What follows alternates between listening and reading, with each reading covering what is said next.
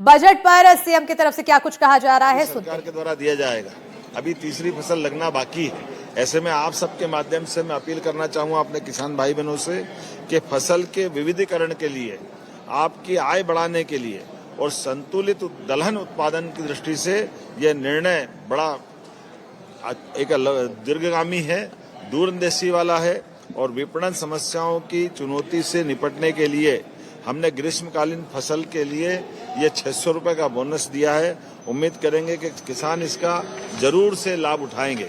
साथ ही दलहन में भी हमारा राज्य बहुत तेज गति से आगे बढ़ रहा है।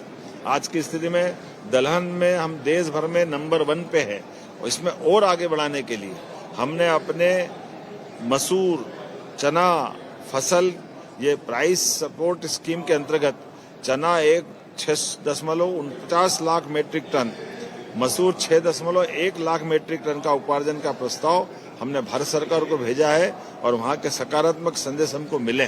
माननीय मोदी जी की सरकार, माननीय तमाम प्रकार के कृषि मंत्री और हमारे वाणिज्य मंत्री सबने आश्वस्त किया है कि हमारा चना, मसूर, उड़द जिस प्रकार से हमारे राज्य में हो रहा है, इसके उपार्जन के लिए वो हमको नाफेड और एनसीसीएफ के माध्यम से सीधे 1.31 लाख मीट्रिक टन का प्रस्ताव हमने भेजा है और उसके सकारात्मक संदेश मिले। मैं आपके माध्यम से आज ये हमने अपना विशेष वक्तव्य विधानसभा में भी रखा है और जैसे कि मैंने अपने बजट वक्तव्य में भी कहा था कि किसानों को लेकर हमारी सरकार लगातार काम कर रही है। ऐसे में कहीं ओला, कहीं बारिश या कोई नुकसानी हुई है तो हमने सभी कलेक्टरों को उनके सर्वे कराते हुए यथायोग्य प्रकार से, यहाँ तक कि हमने तो पीला मोज़ेक तक में सरकार के माध्यम से पहली बार देश में किसानों को मुआवजा दिलाने का प्रयास किया था और उम्मीद कर रहे हैं आने वाले समय में ऐसे सभी कामों के बलबूते पर किसानों की आय बढ़े, उनके कष्ट के समय सरकार खड़ी रहे और उनको सही दाम एमएसपी पे मिले। इस बात के लिए हमारी सरकार प्रतिबद्ध है। आइए हम सब मिलकर के राज्य की प्रगति के लिए, किसान की बेहतरी के लिए आगे बढ़े। इसी भाव के आधार पर मैंने अपनी बात कही।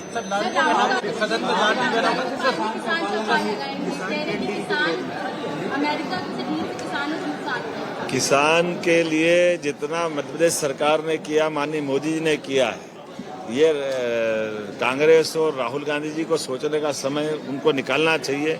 1956 में मध्य प्रदेश बना था और 1956 से लेकर 2002-03 तक पूरे प्रदेश में सिंचाई का रकबा केवल 7.5 लाख हेक्टेयर था, तो माफी मांगना चाहिए।